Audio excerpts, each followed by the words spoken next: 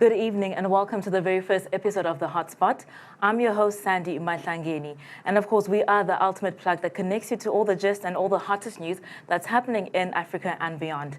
And today, we take a look and dive into the word xenophobia. It happened a few weeks ago in South Africa, and we received an apology, but was it enough?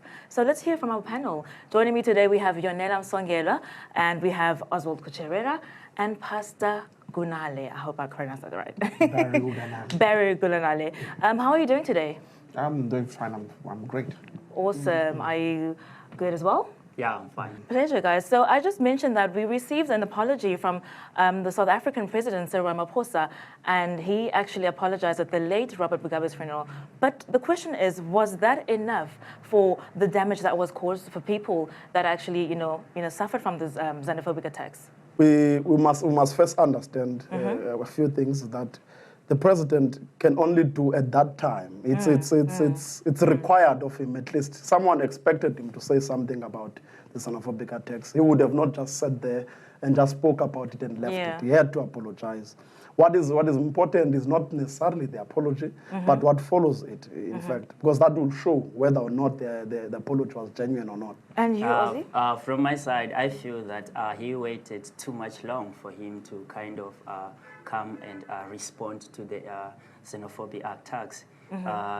Even the platform itself, it's something that he could have done at least when he was still here in South Africa, rather than to wait to go as far as Zimbabwe to apologize for the things that are happening here in South Africa.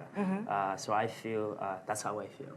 So, Pastor Barry, how do you think this apology was then received? Do you think everyone received it as well as, other Africans felt? Or do you think that it was necessary for him to actually apologize, as they said, on another platform, or rather doing it in South Africa specifically?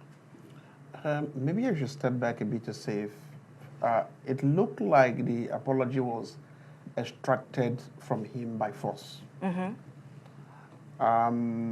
That because it only came as a result of the reactions of the crowd. That in itself would make a critic to say it was not sincere.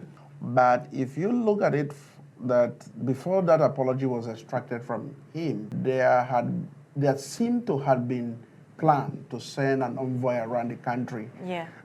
Maybe what happened in Zimbabwe speeded the process of sending the envoy around the continent. Now, but that said, whether it is how it is received does not matter more than what actions that are taken by the government to ensure that the diplomatic walls and borders between the different countries on the continent see the genuinity of South Africa to extend their hand to other countries, like the way Yonela has said. What is done after that is what matters, not what was said.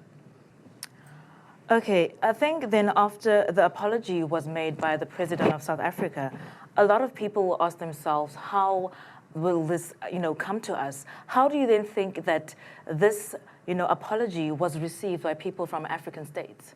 So basically, this is not the first time that South Africa have found itself having xenophobic attacks.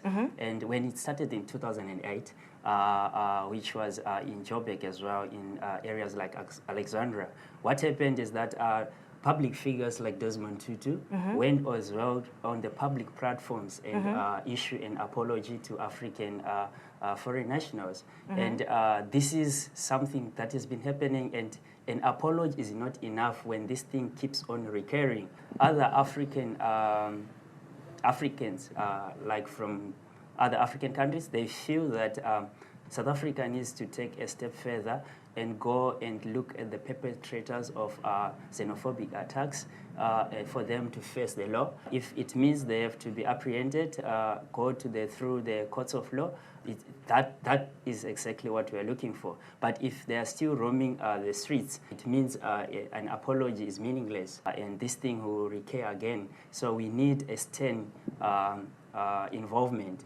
The South African leadership. So from what you just mentioned, that you mentioned that laws need to be amended, and what do you think could be done to actually make sure that those laws are actually implemented by South African government? Yonela? Look, the issue here is that when the lootings began, those are criminal activities. Doesn't matter where the property belongs to. Yeah. In fact, violence in general has criminality in its making. So it means that the people that have been involved, they have to face the full extent of the law. But we can't expect to create new ones per se, because this is criminality. I mean, when someone is if someone is looting is it's a very English word, by the way. You know, it's theft. They are stealing. It's not different from someone bringing into your house and taking all your material and living with it. Yeah. Whether that person says no, it's because you're from the Eastern Cape and I'm from Western Cape. But you're stole. It's not yours. You didn't buy it. So for me, I feel that the law should rather be not strict per se, but the law should just run its course, because the laws are already there. Everything is there. You just need to take them to jail. In fact, those individuals were arrested. Not all of them, of course, but some hundreds of them were arrested in the process. And what we need to do is that we allow the process to carry out its objectives. Yeah. A lot of South Africans feel that the president's apology was not necessary. I want to know your views on that particular comment. What are your views on that one? Look, I think we ought to be very critical of that statement when you say a lot of South Africans, because it is these very same South Africans who were doing the act. So obviously they won't then turn against and say the president was fine to apologize. We can't expect them to say otherwise. But when you say a lot, I have a problem with that word, because that word is quite general. A lot could be 2, a lot could be 50. And not everyone in the country, or rather, not more than 50% of the population is xenophobic. Yeah. It's only a certain numbers of people that have the capacity in those areas they live in that to mobilize people to do what they want to do. Because what we have found is that what happens is that when there's a xenophobic attack, when these people are calling others to come, others are just there because they're going to get bread, not because they are saying foreigners must go, but just that they have an opportunity to get something that they think they need at that point in time. But whether or not the apology was necessary or not, we cannot listen to those few individuals, or those individuals for that matter. Okay, so I also... but then it means that those who came just to get bread, they are taking an opportunity that has been created. They have become part of this evil thing. So to say that they wouldn't, but they are xenophobic, you can't say they are not. They have been just waiting for a conducive environment for them to come and, I would rather say they are thieves, but not necessarily xenophobic. We can assume that if you can go and take someone's things, you are a thief. But if you're xenophobic or not, it's another question. Okay, can I come in there? Yes, you may. I would want to even link the previous question. The first thing is to say, how do we, the apology of the president, how do we see it, and then versus against the fact that some people are saying it was not necessary. Yeah. The first thing is that in the issues of international relationship, I think it is more complex. It's not as simple as the ordinary citizen and average citizen would think. And that President Cyril Ramaphosa apologized does not make him less of a president. Yeah. In fact, it makes him a better president. And it makes him to also show whether no matter whether you want to judge the circumstance or not, that the country wants to take responsibility. That is the first thing. Now, and then to say that some people have expressed reservation that the president apologized. Yeah. Now, to such a people, you might not discount completely, because to them it looked like their president, the image, the symbol of the country was humiliated. Yeah. That is their interpretation. And so that is a point that you don't also want to see your leader being humiliated. But where the problem is those who felt that his apology was not needed because the attacks has a reason, then that is what the problem is. Now, for such people that have made such statements, you're going to then interrogate further to say what ideology informs their politics or position. Yeah, yeah. Because, like my comrade said, the whole South Africans are not xenophobic. Yeah. In fact, it's a tiny minority of people. And we've had instances, or there have been, what will I say, circumstantial evidence pointing to the fact that certain people are behind it. And so those people does not represent the totality of South Africa. And so if you hear statement like that coming from some quarter, you want to probe further to say, what is the politics or ideology that is informing such position? Now, because South Africa is a diverse country and a country that is coming from its own apartheid history and with its different politics, there are bound to be conservatives and progressives. So whatever position, so that is what makes the country what it is. Okay, so do you then think what the pastor mentioned is actually what's happening? Because you mentioned that a lot of people also think that there are people behind pulling the strings. What do you guys think about that? Do you think it was just, people being South African people, or it was people who actually sparked it behind it? Look, I work for an organization that is called Africa Unite.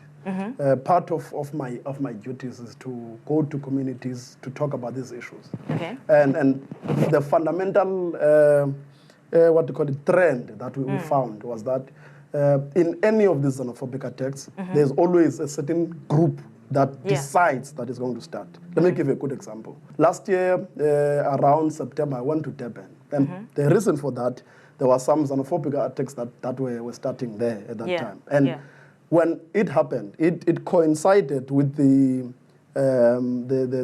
call that was made by an organization called the African Basic Movement, which had said that by the end of last year, 2018, all foreign nationals should have left the country.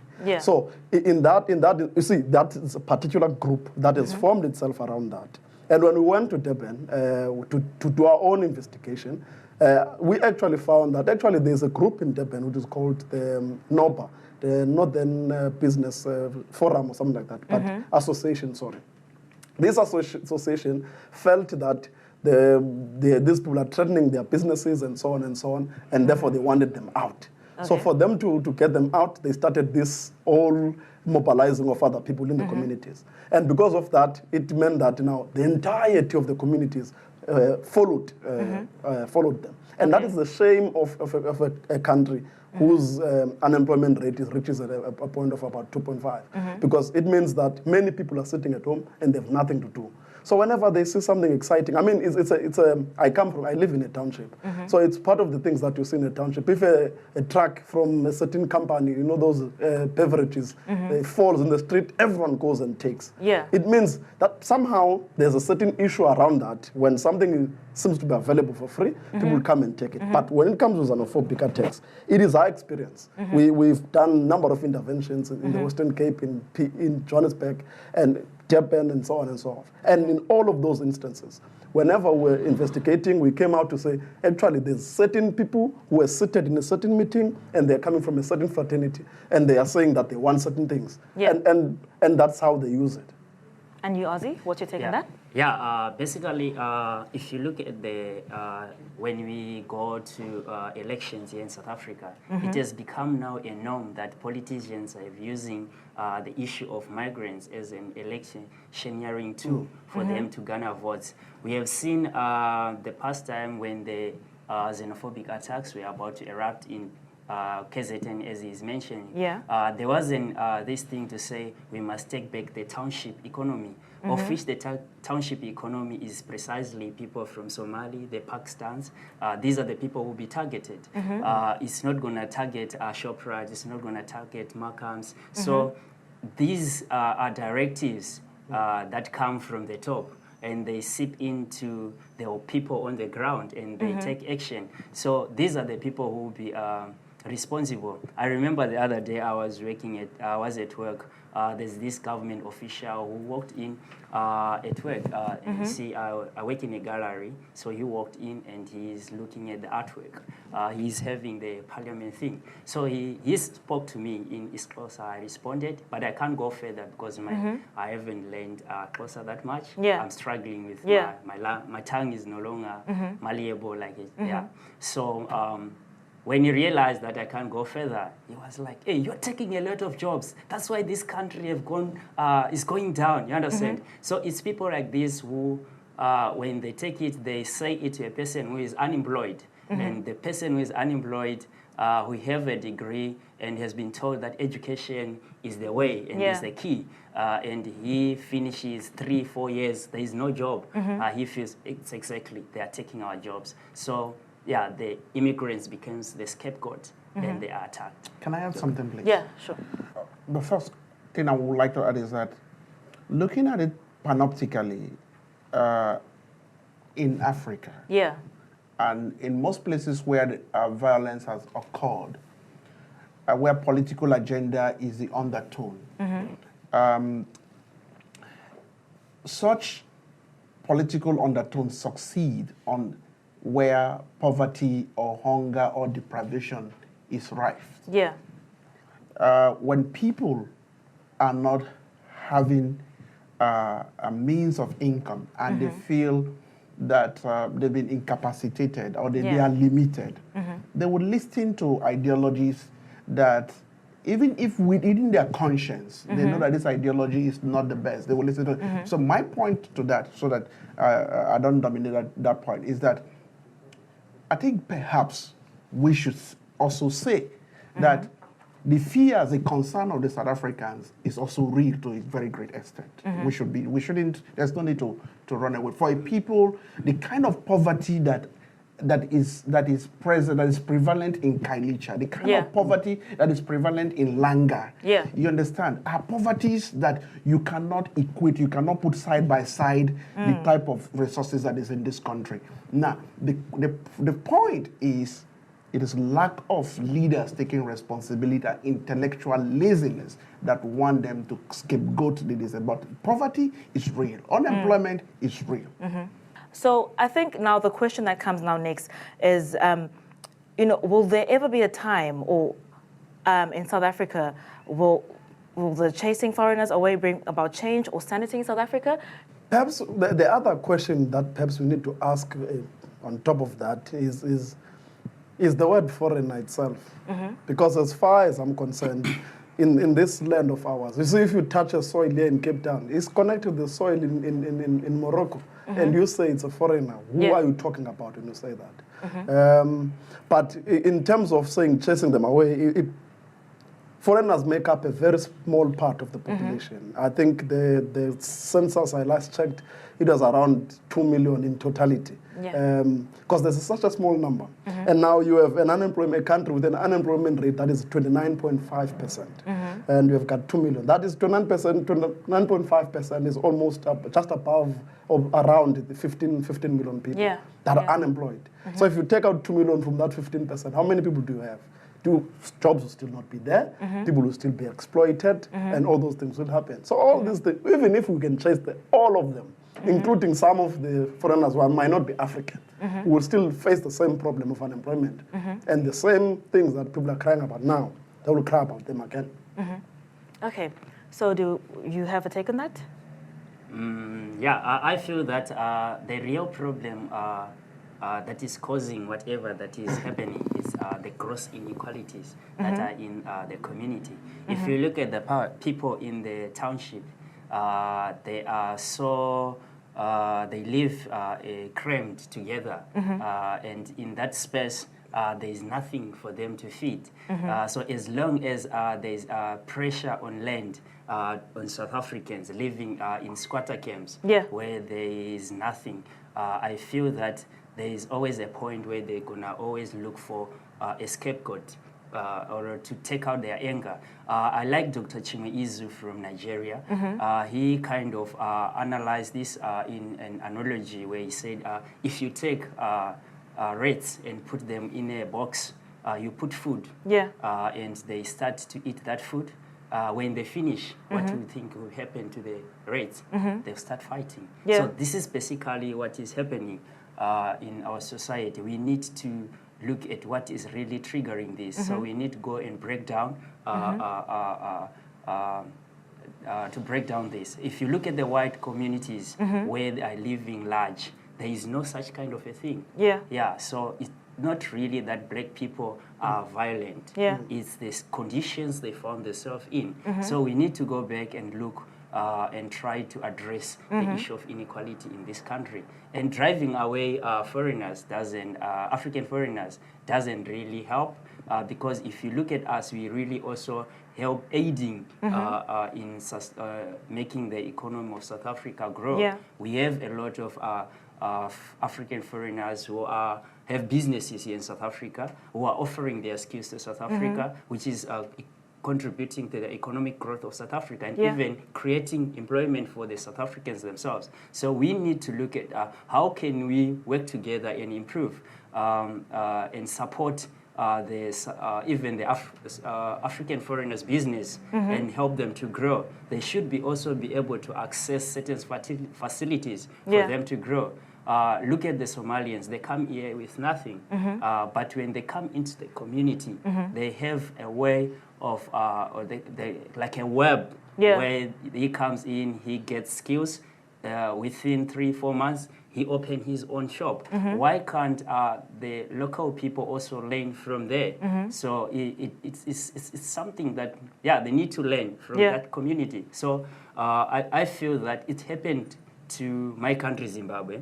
We were not business people. I think today you have seen Zimbabweans, they go around selling artwork. You know, if you go around in the streets of Cape Town, you see us. We see us also walking around selling brooms and so forth. It's something we learned from the Mozambicans after our independence. They flocked into the country. Was Zimbabwe in the 1980s was also the breadbasket of Africa. So it kind of attracted African immigrants from other African countries. But what is it really we are learning from them rather than seeing them as a threat? I feel that there is that fear that has been instilled in South Africans needs to be removed, and so that they don't see their African brothers as a threat. They should see as someone they can learn from. And there are programs, I think at Africa Night they started skills sharing. Those things need to be done at a large scale where you go and into deep down of the township where the people are in hunger and there is unemployment, so that they can be able to make something out of themselves rather than to become frustrated with life to the extent that they feel they they can suck in everything they hear. Okay. Okay, so I think you mentioned something important that you know, some of these Africans, including Somalians, they come in and within 3 months, you know, they open their shops because they have this working, you know, relationship. I'd like to call it a working relationship they have with each other. Now, the question someone asked on Twitter was, do we think that this is black on black hate, or is it actually, you know, not even considered or identified as xenophobia, or is it Afrophobia? Yeah, to answer you on that, I would feel that it's both African and black. They can be used interchangeably. It's one thing and the same. It's just that there has been exploitation of which happened with colonialism that aimed to divide us and rule. When you see a Somali, you see him as an Arab rather than an African. So I feel the same way here in South Africa, when you see a lighter-skinned person, you feel is South African, and a dark-skinned person is a foreigner. So I feel that we are. It's really black on black violence or Afrophobic, no matter how much you want to express it. But it's not xenophobia in the sense that the white people are not attacked. So it's only attacks those who originate from this continent. Pastor, what do you think about that? Okay, the narrative that it is a black on black violence or attack, and being described as Afrophobia is just half of the truth. Yeah. The other missing half is that it's an actual scramble for limited resources. South Africa economy is structured around, is highly formalized, the most formal economy perhaps in the continent. And that was because the apartheid system was built around an economy that is suitable for European mode of production. Yeah. Now, at the end of the day, South Africa feels like 3 countries in one. At the end of apartheid, the question then is, had the structure or means of production changed? No. And that begs for the question to say, what kind of jobs are the foreigners actually taking? In fact, when you critique it very well, the foreigners are not taking jobs. The foreigners are not working in the Department of Social Development. They're not working in PRASA. They're not working in the harbor or what. They are not working in most of the formal institutions. In fact, the foreigners, the African foreigners who come here, who take job as a security guard, himself is even exploited because he's underpaid. Okay. Now, but for some reason, because he's outside of his border and he wants to survive, he does not look at the politics of, am I being paid right? But there's the fact that I need to survive. So at the end of the day, the point should be the bigger legacies that apartheid leave. How do we address it? Okay, I think you mentioned economy in one of your response to that. Now, I think, Yonela, as a South African, do you think that this has any effect on the economy? Did it actually affect the economy? Xenophobic attacks? Yeah. Oh, most certainly. Most certainly, because you see, there's this word sometimes many people don't understand, sometimes even I don't understand, which is called investor confidence. Yeah. Investor confidence is the fact that if I, for instance, I go to Khayelitsha and open a factory there, investor confidence means, will those assets I place in Khayelitsha, will they be safe? Yeah. Will I come back tomorrow in the morning to open the factory? Will I find them not bent? So as an investor, I would think, there are a lot of protests in the township. So rather I rather go and put it in Brackenfell where there are no protests. So that is what we call investor confidence. Will I be able to make the profit? Will there be no damages that will happen?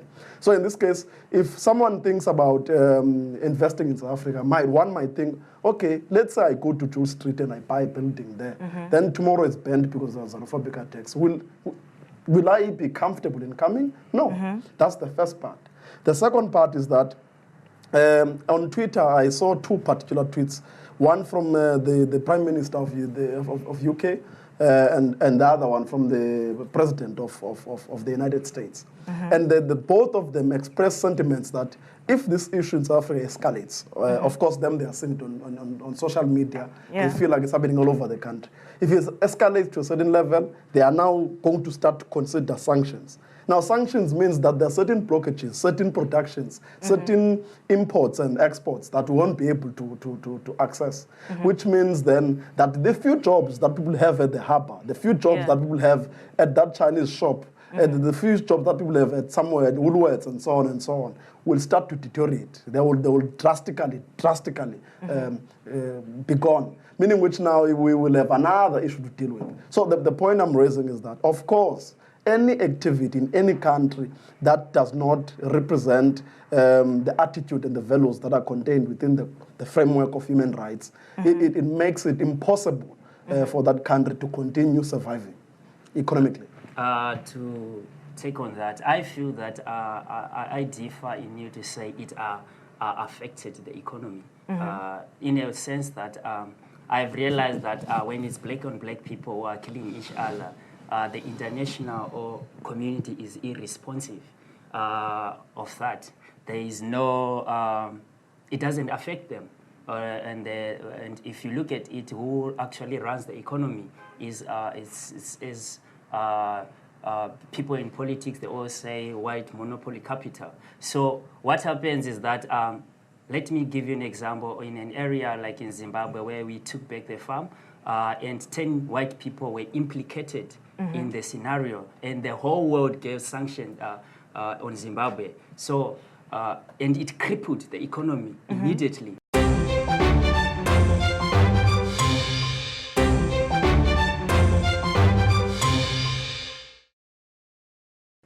All right, welcome back, and you're still watching The Hotspot, and I'm your host, Sandy Mahlangeni. And of course, you can always join in the conversation using the hashtag The Hotspot, as well as at official CME TV on Facebook and Twitter. And just before the break, we were talking about the issue of apologizing to African nationals who were victimized with xenophobia. And I think this next question is very important as well. After the recent attacks, do you think African nationals will feel safe to come back to South Africa again? Oswald?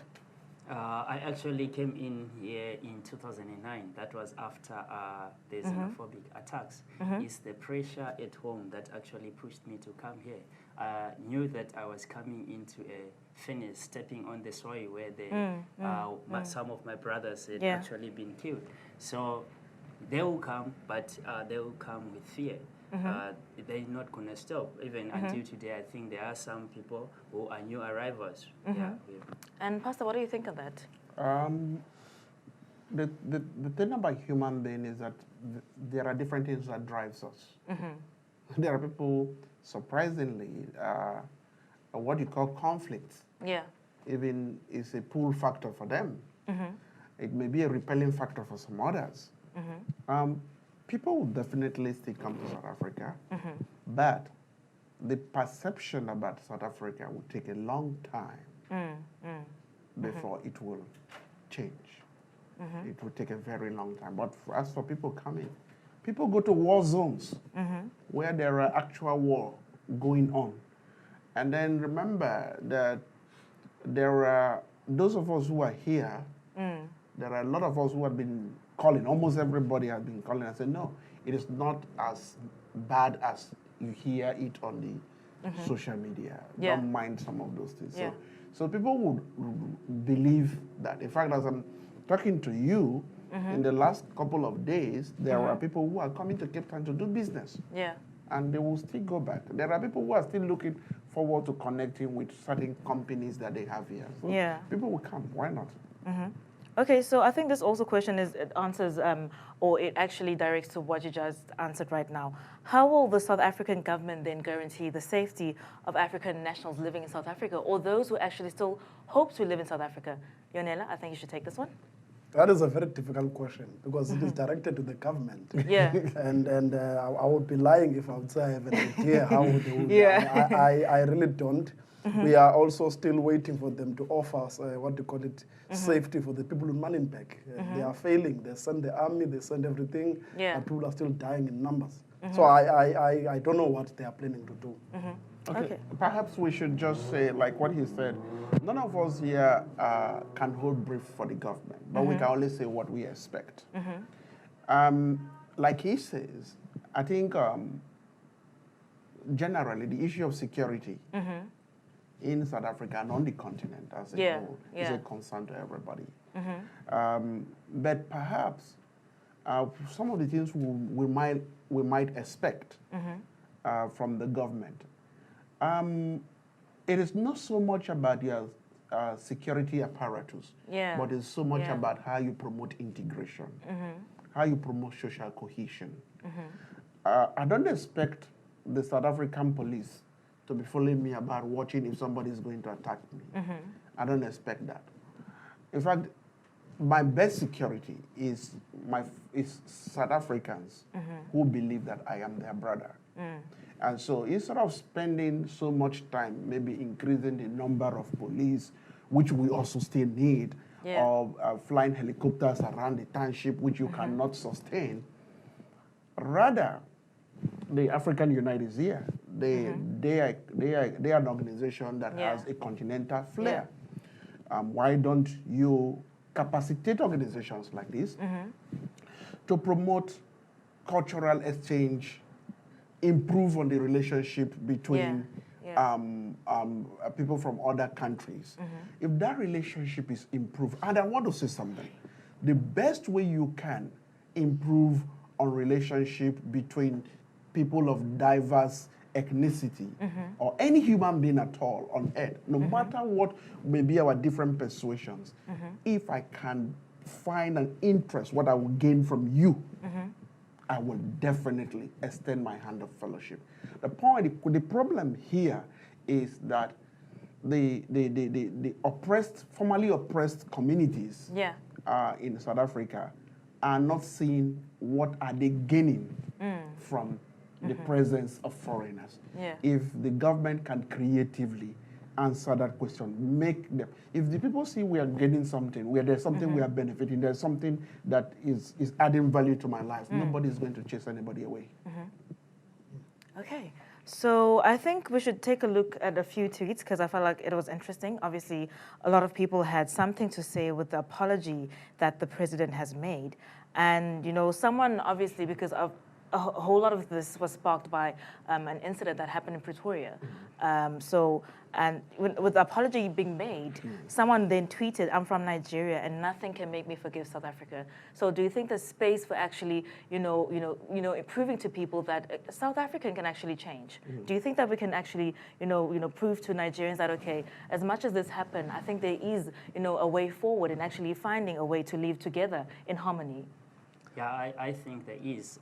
If the perpetrators of xenophobic attacks are dealt with in a way that seeks justice, I think the Nigerians will find, or any other African migrants will feel that maybe they'll find themselves accepting the South African apology.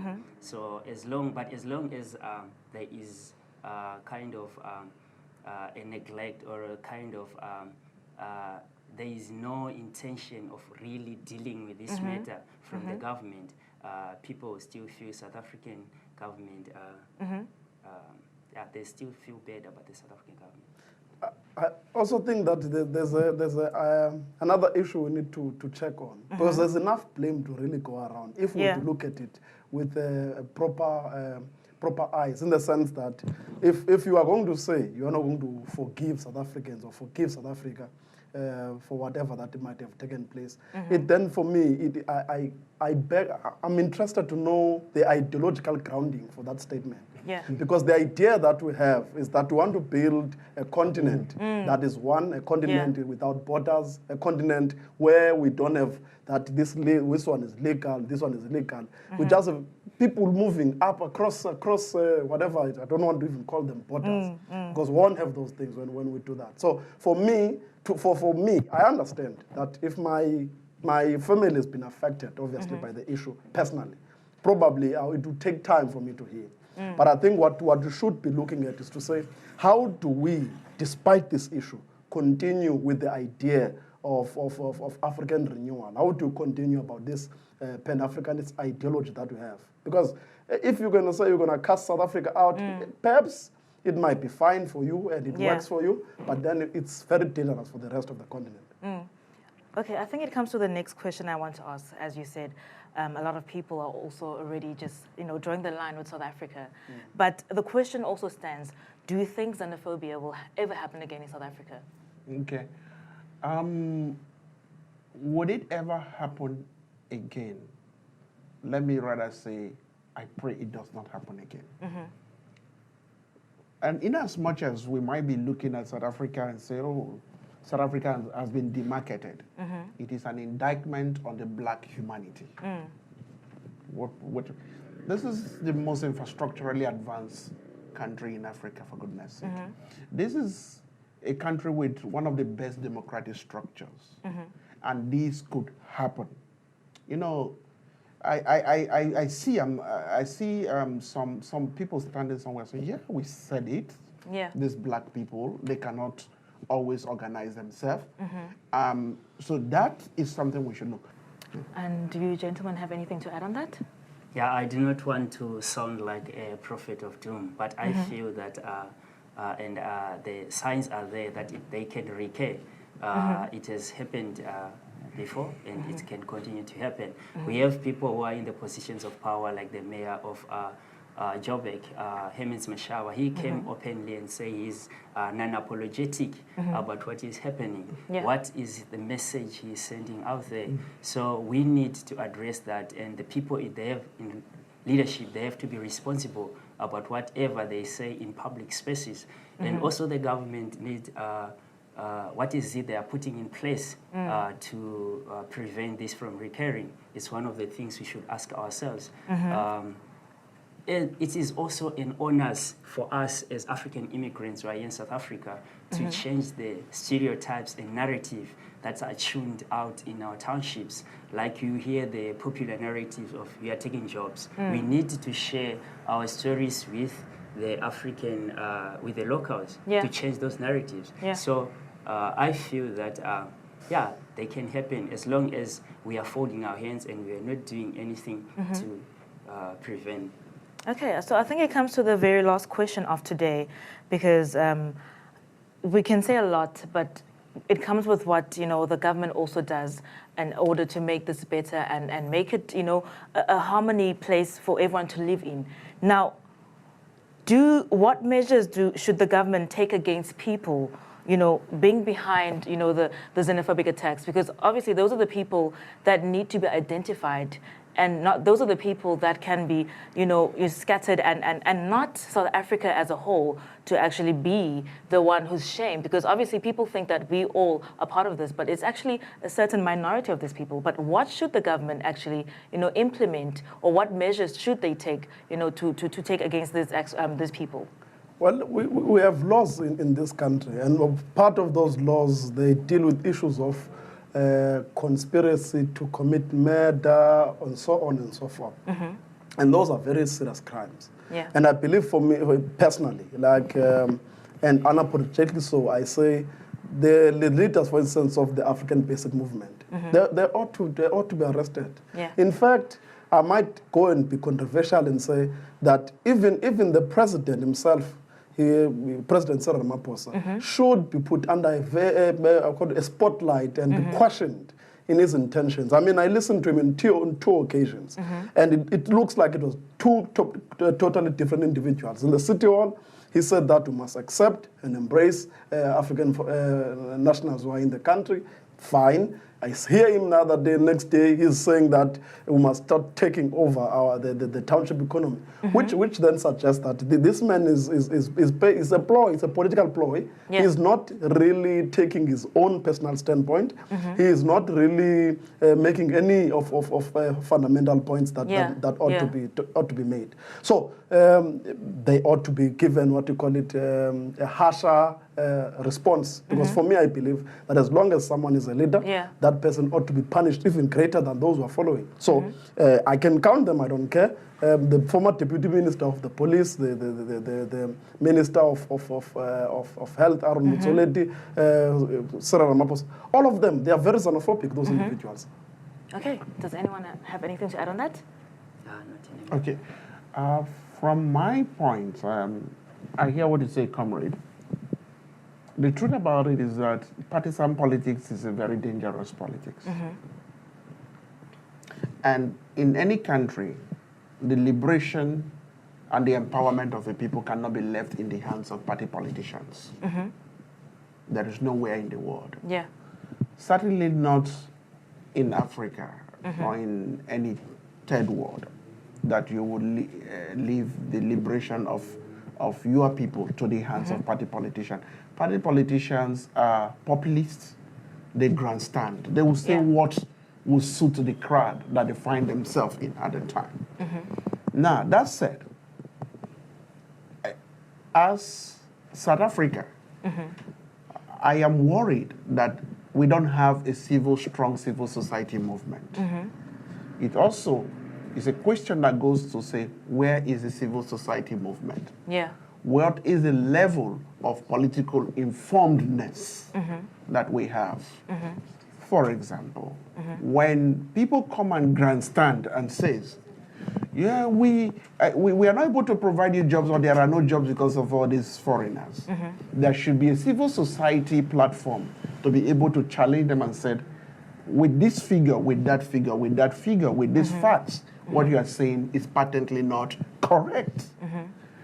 And it goes back to say, for a country that fought oppression, internal colonization to a standstill, where are the same movement? Where are the comrades in the UDF? What is a trade federation like COSATU doing to unionize migrant workers? So there is also a lot of question around civil society movement. It's not just the issue of the it is in the character, it is in the nature of the politician. And so for me is, before government or politicians would take responsibility, they must be sure that there is a civil society movement that is holding them to account. To say, before whatever action they make, any pronouncement, they will say, look, I know if these people come after me, I cannot be able to account for this. I think so that is something I think we also have to make strong, so that the issue of xenophobia will not possibly repeat itself again.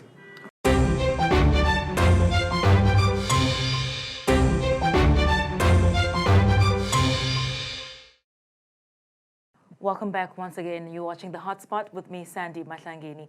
And of course, just before we wrap up this show, I think it's fair enough for me to just give you all a chance to actually say, what is the permanent solution that we all need to actually, I think campaign for government to actually take, legal action when it comes to xenophobic attacks? What do you think should be a permanent solution? Oswald?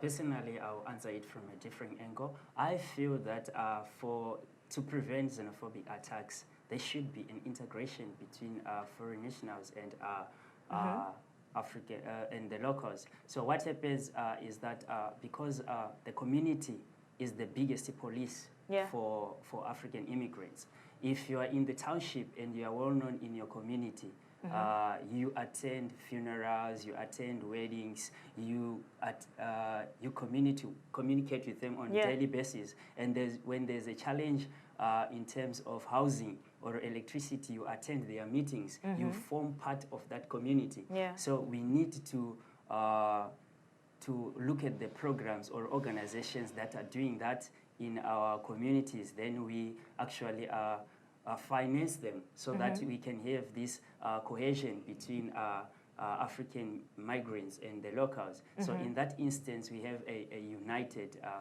a unity between the two. Okay, and Pastor? I would want to be a little bit idealistic or intellectual about my response to this. I would want to prefer that the permit system should change a bit. Okay. I'll tell you how.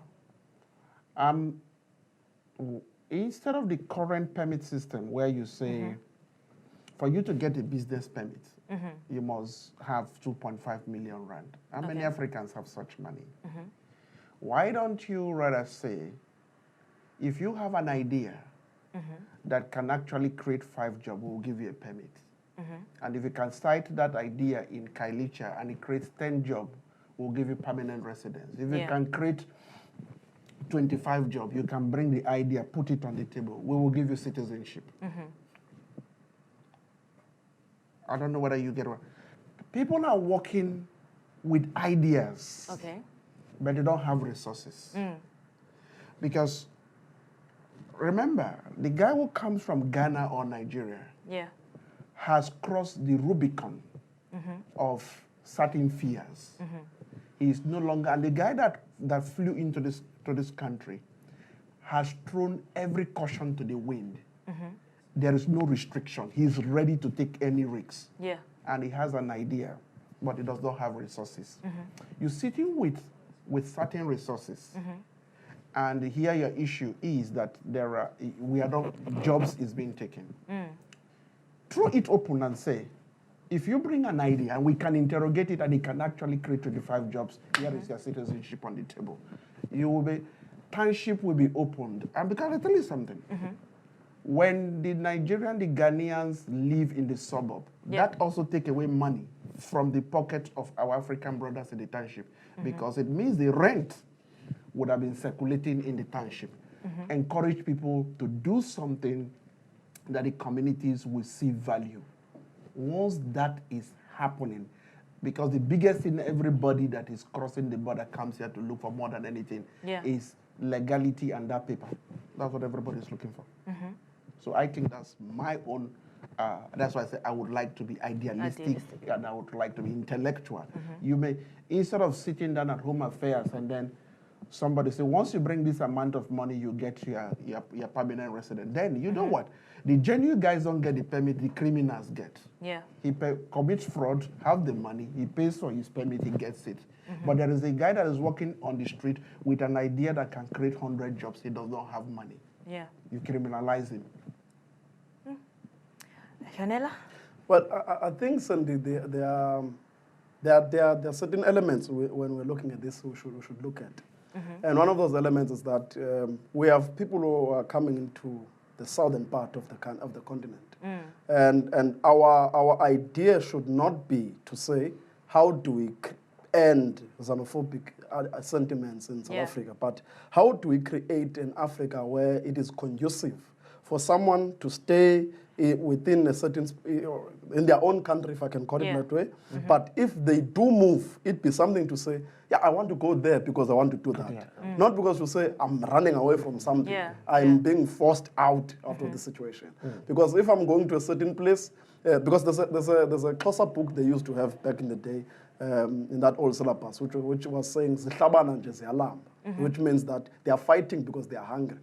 And because the movement of the world from the beginning of time up until now, one defining factor has been the struggle for resources. So if we don't create an environment where people are able to have access to resources where they are, it means then we are going to push them out of where they are and then create a concentration of people in a certain part of the continent. And that then would mean that in that part, conflict would always be, it would be always, a conflict conducive environment. So firstly, we need to deal with the broader issue of the security and peace in the continent. Because we are resourced, we are fine. This thing of limited resources, you say it in Europe, not in Africa. We have not such a problem. But then after you are dealt with that, there is also what I call the African responsibility. Each and every one of us carries a responsibility of playing a critical role in African unity. How do we do that? I have a responsibility to ensure that if Pastor Berry here has sentiments that are anti-African, that I address him and discuss with him and not give up simply because he seems not to be convinced. Every day when I meet him and I say, you know, when you go to Ghana, there's this people. So because we connect, because all of us, we are coming from, my family is known to be coming from some parts of Tanzania because of my lineage. One can then say, I'm not South African. Perhaps if we go back in history far enough. So that means that all of us are Africans, all of us belong to this continent. We ought to find a way to say, how do we build a conducive environment for us to access our resources? And part of those ways is to deal with to renew the way we deal with the Western countries. We should find a way to redefine our relationship with the West so that we can find a way to capacitate our people. Go to Constantia and so on. Those people are rich. They don't have time to be throwing stones at anybody. They don't have time to be doing that. Those who are saying someone is stealing a business. How can you say someone is stealing a business? Where in my street where I work, there's KFC, there's Jabba, there's what. All those are in the same street. They are selling more. They are selling coffee, all of them, in fact. But all their coffee is being sold every day. None of them has ever said, we're throwing away our coffee because no one has come to buy it. So the point is that we ought to, all of us, collectively carry the responsibility of re-educating each other so that we can all have this African renewal in our mind. I think you've heard it. We need to carry the responsibility of educating one another. I think if we all hold each other, we'd be one Africa. So I think that closes it off. Thank you for joining me today. Thank you very much. Well, we've heard it from Oswald, and we've heard it from the pastor, and as well as Yonela. I think the key important thing is that we need to educate ourselves in order to understand each other better. So I think that's it from today. Thank you for joining me. Thank you very much. I really appreciate it. And of course, if you want to join in on the conversation, please do go on our social media platforms at CME TV on Facebook and as well on Twitter. I'm Sandy Matlangeni and I'm signing out. Good night.